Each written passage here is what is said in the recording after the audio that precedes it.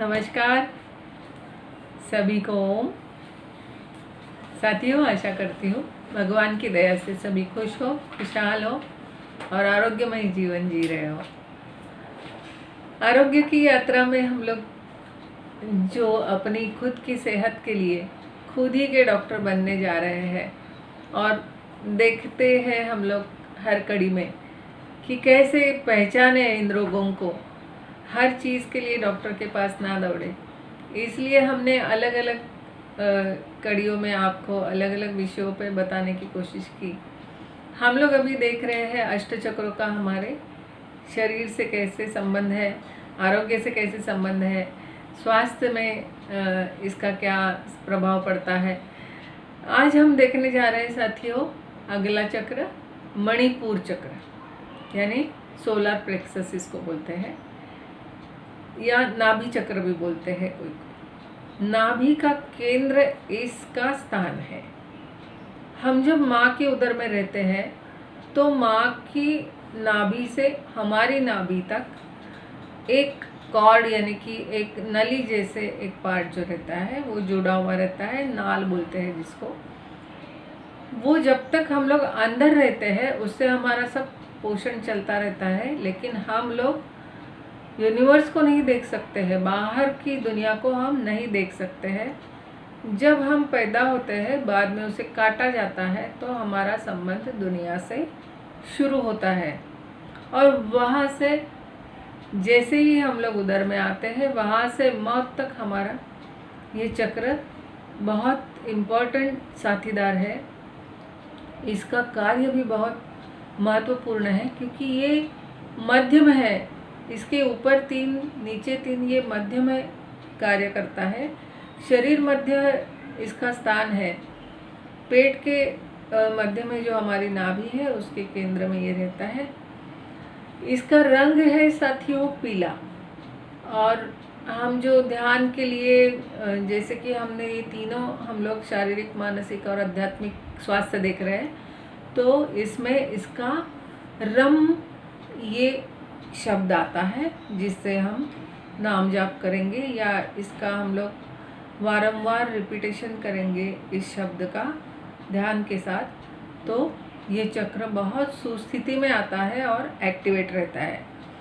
जब भी हम सो के उठते हैं साथियों तभी ये चक्र अक्सर घूम जाता है। जब भी आप देखोगे कि अगर उठने के बाद आपको कुछ पेट में एक मरोड़ से महसूस हो रही है या उठने के बाद आपको शौच का नहीं वेग आ रहा है या पेट साफ नहीं हो रहा है, बहुत देर तक बैठना पड़ रहा है, गैस इस पास नहीं हो रही है, मल पूरा नहीं निकल रहा है बाहर, तो समझ लीजिए कि नाभि चक्र में गड़बड़ है। कभी भी इसके लिए सुबह जैसे ही आप जागोगे तो सबसे पहले तलवे का जो मध्य है वो नाभि के केंद्र पे रख के, जैसे चक्राकार है, दाहिने से बाएं ओर, राइट से लेफ्ट की ओर, उसको पूरा गोल गोल गोल पेट की ओर से घुमा के फिर से केंद्र में आके उसको हल्का से प्रेस करोगे तो ये चक्र सुस्थिति में आ जाता है। क्योंकि हम लोग नींद में करवट पे सोते हैं, उल्टा सोते हैं, टेढ़ा सोते हैं, कभी कभी श्वास हमारी ज़्यादा ज़ोर से चलती है, आहिस्ता चलती है, इसके ऊपर भी इसका घूम जाना निर्भर रहता है। इसलिए पहले नाभि को सुस्थिति में लाना है हमें और नाभि चक्र को, और उसके बाद हमारी रोज की दिनचर्या को शुरू करना है। सबसे इम्पोर्टेंट चक्र है ये ठीक रहेगा सुबह सुबह तो आपका दिन बहुत अच्छा जाएगा, आपकी सेहत दिन भर अच्छी रहेगी। क्योंकि इसका जो ज़्यादा असर रहता है वो पाचन तंत्र पे रहता है। पाचन तंत्र और एपिटाइट जिसे हम कहेंगे, एपिटाइट के लिए है। फिर ये जो है स्त्रावण, यानी कि जितने भी हम ने ये देखे, धातु देखे, स्त्राव देखे, तो वो स्त्रावण करने का भी काम करता है, उसमें ज़्यादा सपोर्ट करता है। और हम जो भी खाते हैं उसका संग्रह कैसे पेट में होता है इसकी सहायता से होता है।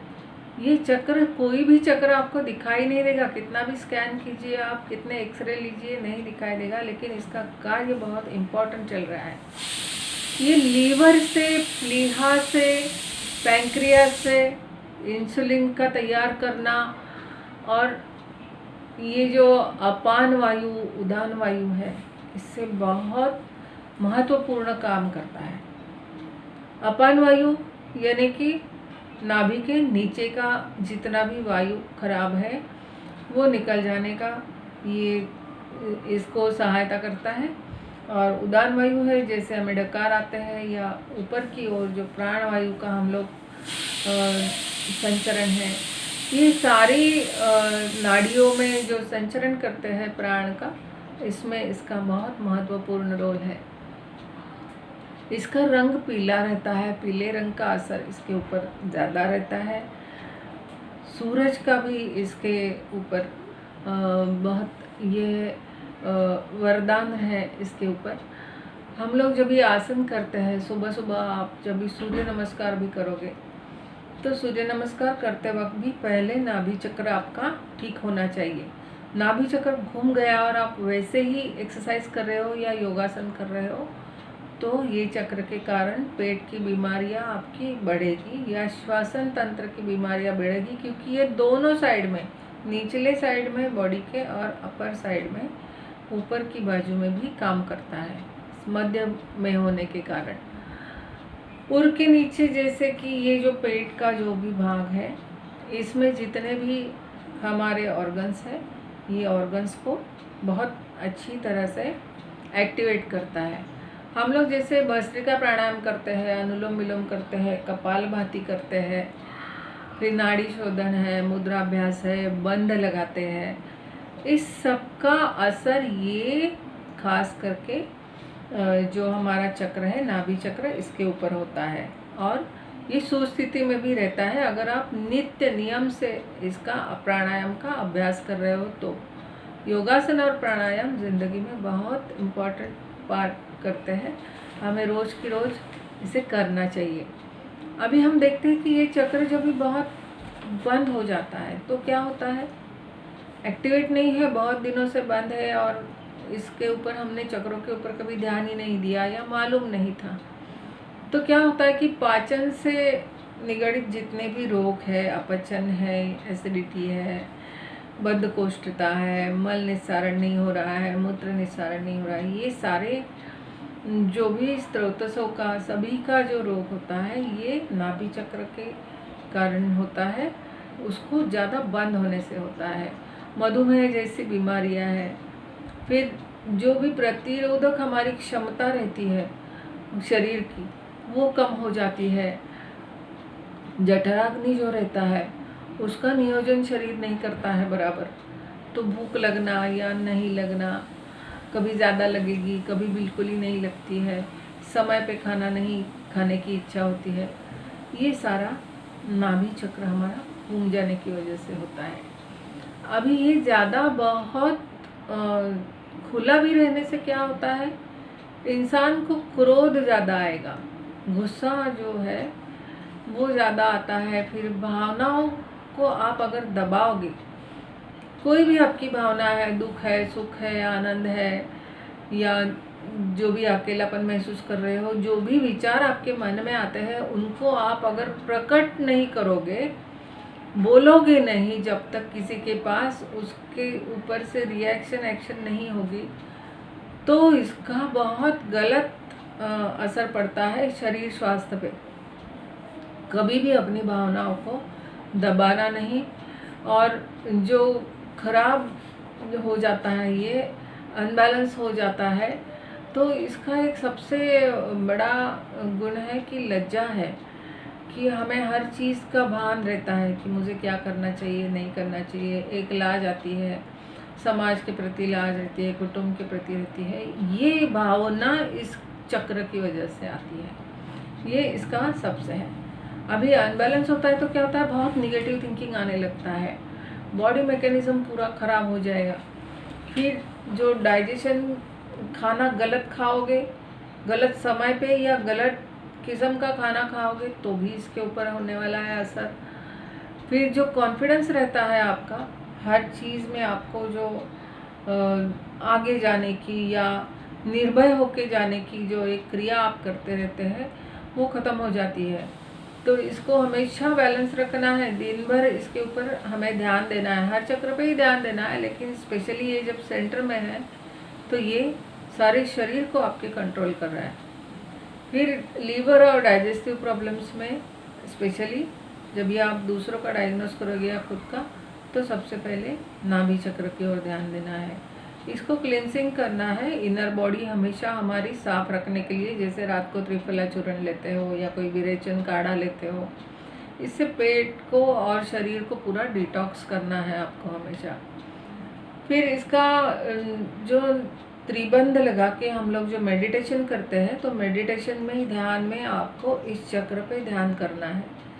नाभि चक्र ध्यान करोगे और रम इस शब्द का उच्चारण करते रहोगे तो ये एक्टिवेट होता है और इसकी गति बिल्कुल सुस्थिति में आती है।